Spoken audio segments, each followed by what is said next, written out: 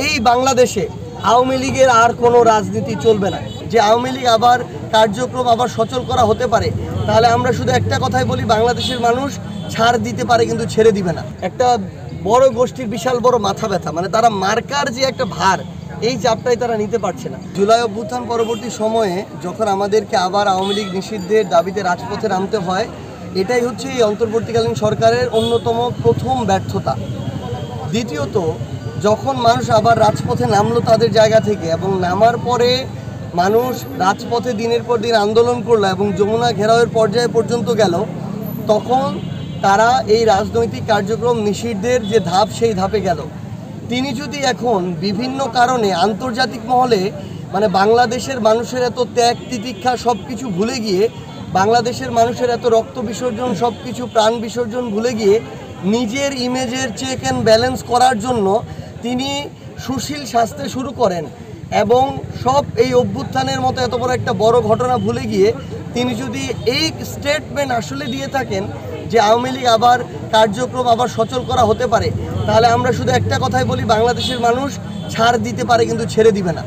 মানে এত বড় একটা দেশ, এত মানুষের আকাঙ্ক্ষা অভ্যুত্থান সব কিছুকে স্যাক্রিফাইস করে আমার আন্তর্জাতিক মহলে নিজের ইমেজের চেক অ্যান্ড ব্যালেন্স করতে হবে, এই রকম মানুষকে আমরা প্রধান উপদেষ্টা হিসেবে ওই জায়গায় তাকে ওই চোখে দেখে ওখানে বসানো হয় নাই।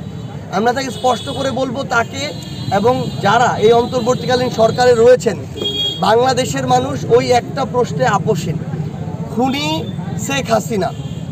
বাংলাদেশের দেয়ালে দেয়ালে এই লেখাটা লেখা হয়ে গিয়েছে, রক্ত দিয়ে লেখা হয়েছে।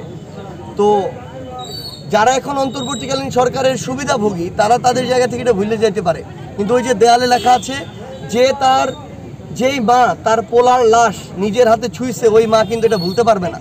তো ওই মা যতদিন না ভুলবে, আমরা যারা এই অভ্যুত্থানে রাজপথে লড়াই করেছিলাম, আমরা যারা ছিলাম রাজপথে, আমরা এটা ভুলবো না, ভুলতে দিবও না।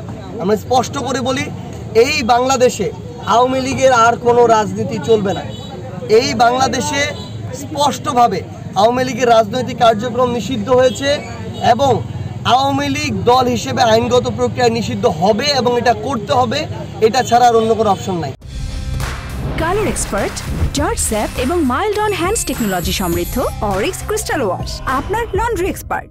প্রথম আপনাদের একটা প্রশ্ন শুনে খুব ভালো লাগলো, কারণ আপনারা আমাদের যে সাংগঠনিক কার্যক্রম, রাজনৈতিক কার্যক্রম, এটার সাথে প্রাসঙ্গিক একটা প্রশ্ন করেছেন। পঞ্চগড় জেলা খুব স্বাভাবিকভাবে অন্যান্য বাংলাদেশের জেলার চেয়ে তুলনামূলক ধর্মীয় সম্প্রীতি অনেক ভালো এখানে, এবং এখানে মিলেমিশেই কিন্তু সবাই আস্তে আস্তে বেড়ে ওঠে। আমাদের আপনি বিভিন্ন উপজেলায় দেখবেন যে 30%, 35%, 40% পর্যন্ত সনাতন ধর্মাবলম্বী আছে, যেহেতু এটা সীমান্তবর্তী একটা জেলা। তো সেই জায়গা থেকে আমরা একসাথেই কিন্তু এখানের এই কালচারটুকু আছে যে একসাথে তারা বেড়ে উঠেছে, একই হোটেলে সকালে গিয়ে নাস্তা খায়, চা খায়, দেখা করে, মাঠে একসাথে খেলে, ওই আপনি দেখবেন যে খেতে গিয়ে একসাথে কাজ করে, আবার একসাথে আমাদের মা চাচিরা বিভিন্ন ধর্মাবলম্বী যারা পাশাপাশি বসবাস করে ঘরে, তারা একসাথে গল্প করে, বেড়ে ওঠে। এবং আপনি দেখবেন যে বিভিন্ন পারিবারিক অনুষ্ঠানগুলোতেও, ধরেন মুসলমান ধর্মাবলম্বী একজন একটা পারিবারিক অনুষ্ঠান হচ্ছে, সনাতন ধর্মাবলম্বী ভাইদেরকে তারা দাওয়াত করে এবং তাদের জন্য আলাদা ব্যবস্থা করে, আবার বিপরীতটাও ঘটে। তো এই সম্প্রীতিটা বজায় থাকা গুরুত্বপূর্ণ। কারণটা হচ্ছে, এটা যদি না থাকে এবং এখানে যদি কোনো বিভাজন বা দূরত্ব তৈরি হয়, এটার সুযোগ নেয়ার জন্য যেমন আওয়ামী লীগের প্রোপাগান্ডা সেল বসে আছে, সুযোগ নেয়ার জন্য ভারতীয় অনেক প্রোপাগান্ডা মিডিয়া বসে আছে, সুযোগ নেওয়ার জন্য দেশের এবং দেশের বাইরের অনেক এজেন্সি বসে আছে। তো আমরা এই সুযোগটা দিতে চাই না। আমরা একসাথে যার যেটুকু যৌক্তিক চাওয়া পাওয়া এবং অধিকার, সেটুকুর লড়াইটা আমরা একসাথে করতে চাই। আমরা মনে করি আমরা যদি মিলেমিশেই বসবাসটা করতে পারি, মুসলিম, হিন্দু, বৌদ্ধ, খ্রিস্টান এই বিভাজনটা না থাকে, তাহলে দিন শেষে আমাদের দেশ হিসেবে বা জাতীয় অনেক সমস্যার সমাধান হয়ে যায়, এবং আমরা মনে করি আমরা ওই জায়গাটাতে অন্তত পঞ্চগড়ের মানুষজন অনেক বেশি এগিয়ে থাকবে। আমরা তো শুরু থেকে একটা কথা বলেছি যে শাপলা প্রতীক পেতে আমাদের কোনো আইনগত বাধা ছিল না বলেই আমরা শাপলা প্রতীকটা চেয়েছি। আমরা তো সকল বিষয় আগে যাচাই করেছি। এখন আমাদের যেটা মনে হচ্ছে যে নির্বাচন কমিশন কোনো একটা কিছুর ভয়ে কিংবা চাপে তারা এই স্বেচ্ছাচারিতা এবং বৈষম্যমূলক আচরণটা করছে, যে তারা আমাদেরকে শাপলা প্রতীকটা দিবে না।